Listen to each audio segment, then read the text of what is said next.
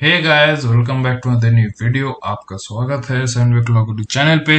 तो आज मैं आपको बताऊंगा law of torts part 5।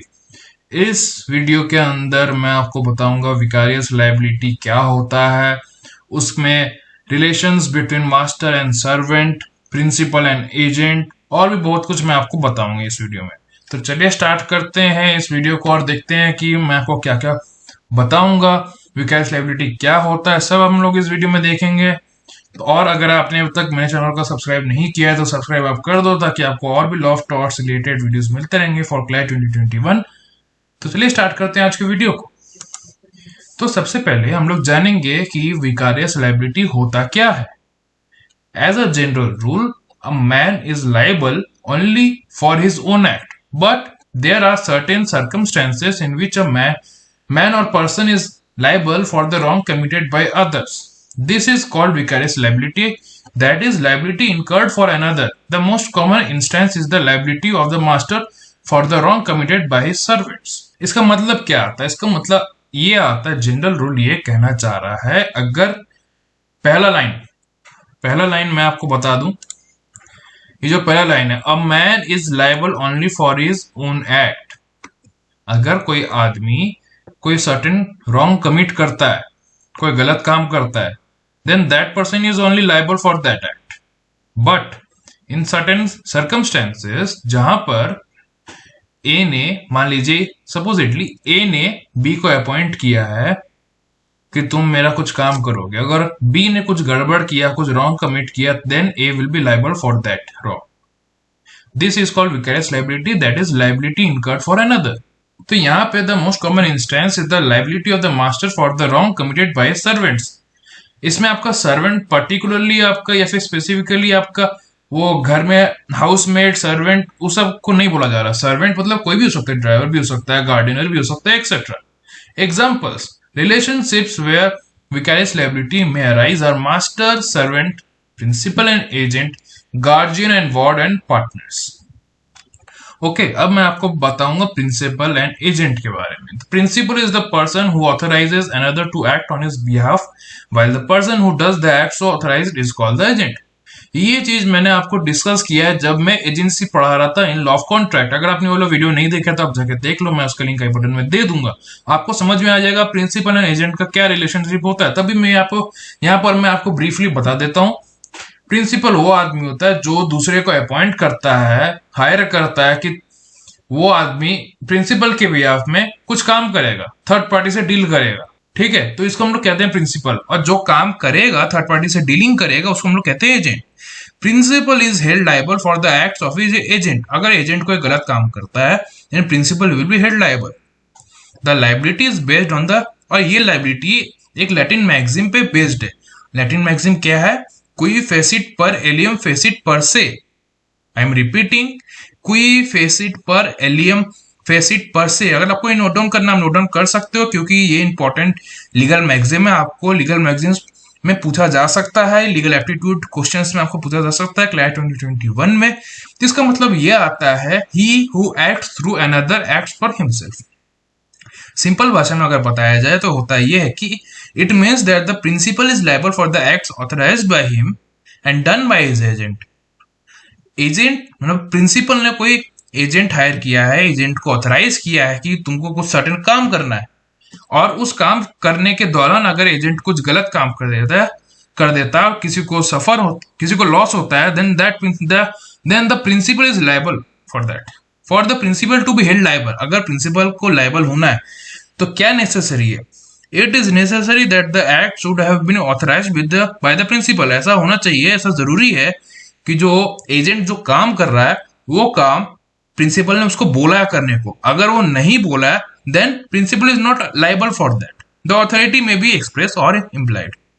Okay, हम लोग एक एग्जांपल ले लेते हैं जिसमें ए बी को ऑथराइज करता है to find him a buyer for his house. दस ए ने एक्सप्रेसली ऑथराइज किया है बी को कि तुम मेरे लिए एक खरीदार खोजो। हम लोग दूसरा एग्जांपल ले लेते हैं जहां पे ए ऑथराइज करता है बी को कि तुम अब्रोड जाओ और कुछ फल बेचो। तो इस केस में बी को इम्प्लाइड ऑथोरिटी मिल जाता है by A to take proper and reasonable care of the fruits. so that they do not get spoiled. This is his implied authority. I hope कि आपको यहां तक समझ में आ रहा होगा. अब मैं आपको बताऊंगा मास्टर एंड सर्वेंट का रिलेशनशिप के बारे में. तो इसमें जनरल रूल क्या है? The general rule in case of master servant relationship is that a master is liable for the acts authorized by him and done by the servant during the course of employment. Master ने servant को रखा है काम पे, ठीक है. अब master ने सर्वेंट को कुछ काम दिया है कि तुम एक काम करो, और उस दौरान अगर वो सर्वेंट अगर कुछ गलत काम करता है, कुछ रॉन्ग कमिट करता है, then master is liable for that. A servant is engaged under a contract of services, whereas an independent contractor is engaged under contract for services. आपका इसमें कॉन्ट्रैक्ट ऑफ सर्विस है, इसमें कॉन्ट्रैक्ट ऑफ सर्विसेज है. अब independent contractor और servant कैसे different है मैं आपको थोड़ा देर बाद बताता हूं. Thus, for the liability of the master, अगर मास्टर का liability arise होना है, then the following two conditions must be satisfied. पहला आता है the tort must be committed by the servant. The second point is the servant committed the tort during the course of employment. अब हम लोग जानेंगे servant and independent contractor के बीच का difference.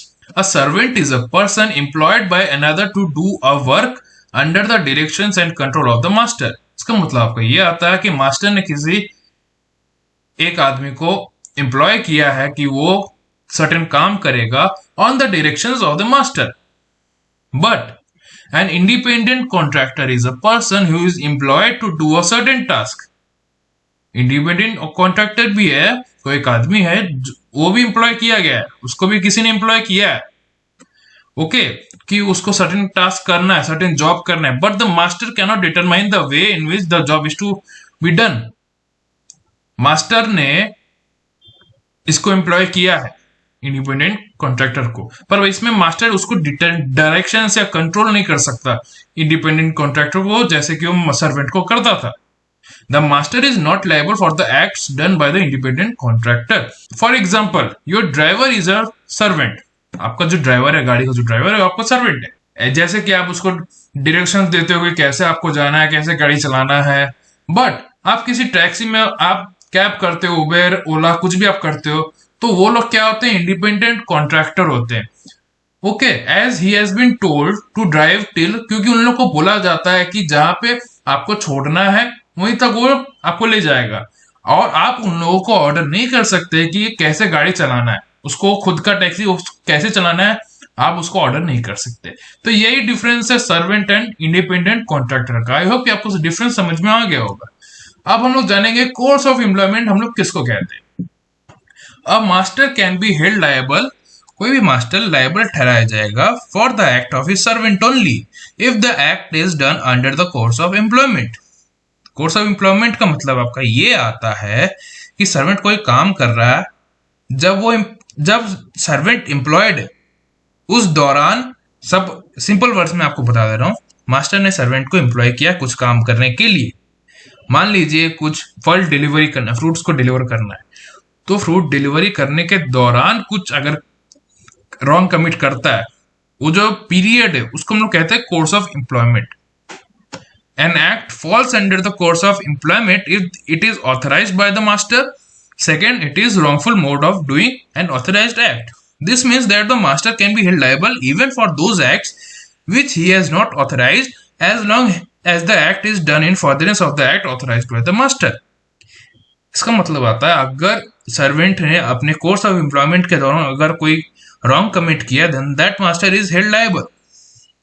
But अगर कोर्स ऑफ एम्प्लॉयमेंट के दौरान अगर उसने कोई रॉन्ग कमिट नहीं किया, उसको छोड़ के, मतलब जब वो ड्यूटी पे आया है अगर तब उसने कोई रॉन्ग कमिट किया है, तब then master will be held liable.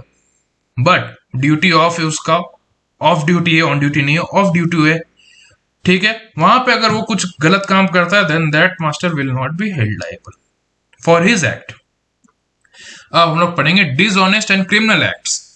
A master is not liable for a dishonest or criminal act of his servant where the servant merely takes the opportunity afforded by his service to commit the wrongful act. इसका मतलब आपका ये आता है कि master ने employ किया है एक सर्वेंट को कि तुम मेरा एक काम करोगे. For example, a window cleaner steals an article from the room where he is doing the window cleaning work. His master is not liable. क्यों? क्योंकि यहां पर क्या हो रहा है, यहां पर हो रहा है कि मास्टर ने विंडो क्लीनर या फिर सर्वेंट को एम्प्लॉय किया है कि तुम शीशा साफ करने वाले हो, और उस दौरान, उस अपॉर्चुनिटी का, उस दौरान उसने एक आर्टिकल चुरा लिया फ्रॉम द रूम जहां पे वो विंडो क्लीनिंग का काम कर रहा था। तो इसमें क्या हो रहा है? इसमें हो रहा है where the servant merely takes the opportunity afforded by service. अपने सर्विस के दौरान उसको अपॉर्चुनिटी मिला कि वो कुछ wrongful act commit करेगा, then that master is not liable for that act.